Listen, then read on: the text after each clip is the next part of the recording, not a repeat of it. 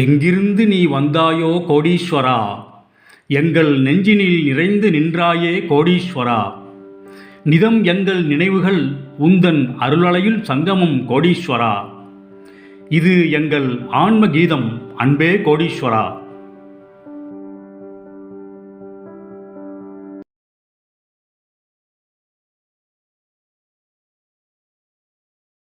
கோடீஸ்வராய நமக. வணக்கம்.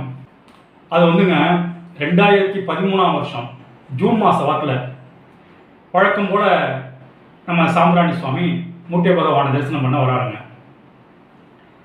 அப்போ வந்து மணி சுமார் 6:30 மணி இருக்கும், மாலை நேரம். அப்போ நல்ல கூட்டங்க. அவ்வளவு கூட்டத்துலேயும் மூட்டை பகவானை வந்து சாம்பிராணி சாமியை பார்த்து சொல்கிறாங்க, சாம்பிராணி சாமி பேர் வச்சதே வந்து மூட்டை சாமி தானே. அவர் சாம்பிராணி வியாபாரம் பண்ணிட்டு இருந்தார், அதனால் அவர் பேரே சாம்பிராணின்னு ஆச்சு. மூட்டை பகவான் வச்ச பேருங்க அது. அவ்வளோ கூட்டத்துலேயும் மூட்டை பகவான் வந்து சாம்பிராணி சாமியை பார்த்து, டே சாம்பிராணி நீ மேற்க போடா அப்படின்னாருங்க. சாம்பிராணி சாமிக்கு ஒன்றும் புரியல. சரி, இது வழக்கம் போல் அவர் என்னமோ சொல்கிறாரு போல் இருக்கு அப்படின்னு நினச்சி அதை மறந்துட்டாருங்க. சாம்பிராணி சாமி மறந்துட்டாருங்க. அப்புறம் 2014 நம்ம மூட்டை பகவான் பிரபஞ்ச ஐக்கியம் ஆகிட்டாருங்க. அப்புறம் 2021ஆம் வருஷங்க. 2021ஆம் வருஷம் அந்த மே மாதம் நடுவில் உள்ள ஒரு வாரத்தில், அதாவது 2வது வாரம் அல்லது 3வது வாரத்தில்ங்க, இவர் சாம்பிராணி சாமிக்கு வந்து திடீர்னு ஒரு மூட்டை சாமியை வந்து ஒரு அசரீரியில் சொல்கிற மாதிரி மூட்டை சாமியோட குரல் கேட்குதுங்க. என்ன சொல்கிறாருன்னா, டே சாம்பிராணி உன்னை மேற்க போச்சுனாலடா அப்படின்னாருங்க. சாம்பிராணி சாமி திடுக்குன்னு அப்படி எழுதிக்காருங்க. ஏன்னா யாரோ சொல்கிற மாதிரி இருக்கேன், மூட்டை பகவான் வந்து சொல்கிற மாதிரி இருக்கு. அவர் வந்து பழைய விஷயத்தை ஞாபகப்படுத்துறாரு, 2013 வந்து நடந்த விஷயத்தை ஞாபகப்படுத்துறாரு அப்படின்ட்டு ஒரு ஒரே குழப்பம். மேற்கனா எங்கடா போகிறது அப்படிங்கிற மாதிரி ஒரே குழப்பங்க. அப்புறம் அதுக்கும் மூட்டை பகவான் மூலமாகவே அவருக்கு வந்து ஒரு சந்தர்ப்பம் உருவாகுதுங்க. அந்த மூட்டை பகவான் அந்த சந்நிதியில், அதாவது பிரபஞ்ச அடக்கமானதுக்கு பிறகு உள்ள சந்நிதியில் இவர் பேசிகிட்டு இருக்கப்ப திடீர்னு அங்கே 2 பேர் பேசுகிறாங்க. ஒருத்தர் பேசுகிறாரு இன்னொருத்தட்ட, டே நான் வந்து நேற்று மேற்க போகிறேன்டா, மேற்க போய் இந்த பிச்சை சித்தரை பார்த்தேன்டா அப்படின்னாரு. டக்குன்னு இவருக்கு அந்த மூட்டை பகவான் சொன்னதோட அர்த்தம் அவருக்கு புரியுதுங்க. மேற்க போய் பிச்சை சித்தரை பார்க்க சொல்கிறார் போல் இருக்குது. பிச்சை சித்தர்னா அவருக்கு யாருன்னு தெரியாதுங்க. அப்போ பிச்சை சித்தர்னு ஒருத்தர் இருக்கார் போல் இருக்குது அப்படின்னு அவருக்கு தெரிஞ்சுக்கிட்டு, அவங்க மூலமாக அந்த 2 பேர் மூலமாக தெரிஞ்சுக்கிட்டு, அப்புறம் மறுநாளே வந்து திண்டுக்கல் புறப்பட்டு போகிறாருங்க. திண்டுக்கல்லில் அந்த ஒரு குறிப்பிட்ட கோவில் இருக்குங்க. நானும் பிச்சை சித்தரை பார்த்துருக்கேன் அந்த கோயில்கிட்ட. அந்த கோயில்கிட்ட போகிறப்ப இவருக்கு தரிசனம் கிடைக்குதுங்க. இவர் சாம்பிராணி சாமி போகிறாருங்க திண்டுக்கல்லுக்கு, அந்த கோயில்கிட்ட போகிறாருங்க. இவருக்கு தரிசனம் கிடைக்குது. பிச்சை சித்தர் வந்து இவரை பார்த்து, என்னடா அவன் வர சொன்னானா அப்படிங்கிறாருங்க. எப்படி என்னடா அவன் வர சொன்னானா அப்படிங்கிறாருங்க. இவருக்கு அப்படியே சர்ப்ரைஸ் ஆயிடுச்சுங்க.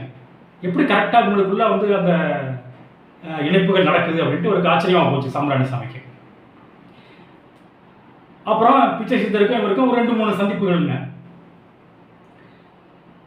அந்த குறிப்பிட்ட நாள்லங்க, அதாவது வந்து அதே 2021 மே மாதம் 9ஆம் தேதி இவர் போகிறாருங்க. சாம்பிராணி சாமி வந்து திண்டுக்கல் பிச்சை சித்தரை பார்க்கறதுக்காக போகிறாருங்க. இது வந்து ஒரு 4வது சந்திப்புங்க. அதாவது அதே வாரத்தில், அந்த குறிப்பிட்ட அதே வாரத்தில் 3 சந்திப்பு முடிஞ்சு இது 4வது சந்திப்புங்க. போகிறப்ப தாங்க அங்கே பிச்சை சித்தர் இருக்க இடத்துல சுற்றிலும் கூட்டங்க. அப்போ அந்த பிச்சை சித்தரோட அடியவர்கள்லாம் பார்த்து சாம்பிராணி சித்தர்கள் சொல்கிறாங்க, பிச்சை சித்தர் தெய்வ ஐக்கியமாயிட்டாரியா, பிரபஞ்ச ஐக்கியமாயிட்டாரியா அப்படிங்கிறாங்க.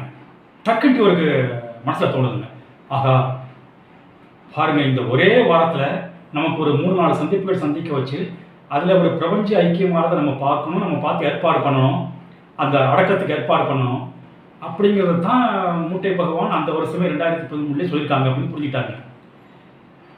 அப்புறம் நம்ம சாம்பிராணி சுவாமி அங்கே உள்ள பிச்சை சித்தர் அடியவர்களோடு சேர்ந்துட்டு முருகேசனையும் அவரையும் சேர்த்துட்டு அந்த பிச்சை சித்தரை அடக்கம் பண்ணுறதுக்கு, பிரபஞ்சம் அடக்கம் பண்ணுறதுக்குரிய காரியத்தெல்லாம் பார்த்து எல்லா காரியங்களையும் பண்ணாருங்க.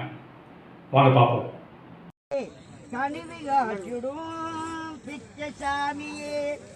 இருள விளக்கிடும் பிச்சசாமியே, இதய தெய்வமே பிச்சசாமியே, மனித ரூபமாய் பிச்சசாமியே, மண்ணில் தோன்றினார் பிச்சசாமியே, இனிய பாதைகள் பிச்சசாமியே, நன்மை செய்கிறாய் பிச்சசாமியே, எதில உன் செயல் பிச்சசாமியே, தெய்வ நீ அல்லோ பிச்சசாமியே, ராஜயோகியே பிச்சசாமியே, ராஜயோகியே பிச்சசாமியே, தெய்வ ஞானியே பிச்சசாமியே, ஏழு தவசியே பிச்சசாமியே, திசைகள் போற்றிடும் பிச்சசாமியே.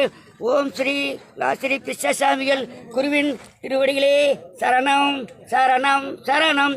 கடவுள் மனிதனாக கடவுள் மனிதனாக பிறந்து வந்தாரே, இவர் பிச்சசாமியாக வாழ்ந்து வந்தாரே. கடவுள் மனிதனாக பிறந்து வந்தாரே, இவர் பிச்சசாமியாக வாழ்ந்து வந்தாரே. இவர் மந்தையம்மன் கோவிலிலே படுத்திருந்தாயே, அந்த மந்தையம்மன் கோவிலிலே படுத்திருந்தாயே, உங்கள் திட்டு வார்த்தை கேட்பதற்கு நாங்கள் ஓடி வந்தோமே. கடவுள் மனிதனாக பிறந்து வந்தாரே, இவர் பிச்சசாமியாக வாழ்ந்து வந்தாரே. இவர் ஆசை என்னும் பாசவலையில் சிக்கவில்லையே, இவர் அன்பு எனும் கடவுளி பஜாரில் ஞானியாக படுத்திருந்தாரே. கடவுள் மனிதனாக பிறந்து வந்தாரே, இவர் பிச்சசாமியாக வாழ்ந்து வந்தாரே. ஓ ஸ்ரீ பிச்சசாமிகள் குருவின் திருவடிகளே சரணம் சரணம் சரணம். சித்தாந்த வீதியிலே நான் சேராத பாதையிலே திட்டாய் அலைந்திருந்தேன், பகவானை கை கொடுத்தார். திமிங்கில கடலினிலே சீரிடும் அலையினிலே நீந்தி கலைத்திருந்தேன், நீ எல்லோ படகு விட்டாய். திமிங்கில கடலினிலே சீரிடும் அலையினிலே நீந்தி கலைத்திருந்தேன், நீ எல்லோ படகு விட்டாய். பார்வை இருட்டியதோ பாதை விரட்டியது, சோர்ந்து படுக்கு முன்னே தூயவனை துணைக்கி வந்தாய். நாய்வால் போன்றவனை நேரே நிமித்தி விட்டாய்.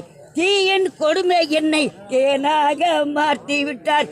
சக்குரு ஆனவனே பிச்சையனும் என்னவனே, நெற்கையாய் இருந்து விட்டேன், உன் உறவு தந்து விட்டாய். அமைதியாக தியானம் செய்வது, இங்கு அருள்மலையோ ஓசையின்றி உள் விழுந்தது. சிகரத்தில் பாதை அங்கு தொடங்குகின்றது. என் சிந்தனை அலைகள் யாவும் இங்கு அடங்குகின்றது. சகுரு தெய்வம் என்று விளங்குகின்றது. அவன் சன்னதியில் இன்பம் என்னை நெருங்குகின்றது.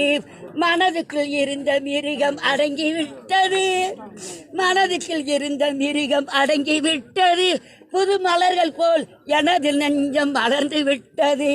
இரட்டினில் இருந்த வாழ்வை இணைந்து விட்டது. நீங்கள் இதுவரையும் சுமந்த சுமை மறைந்து விட்டது. அமைதியாக தியானம் செய்வது. ஓம் ஸ்ரீ பிச்சசாமிகள் குரு திருவிழே சரணம் சரணம் சரணம்.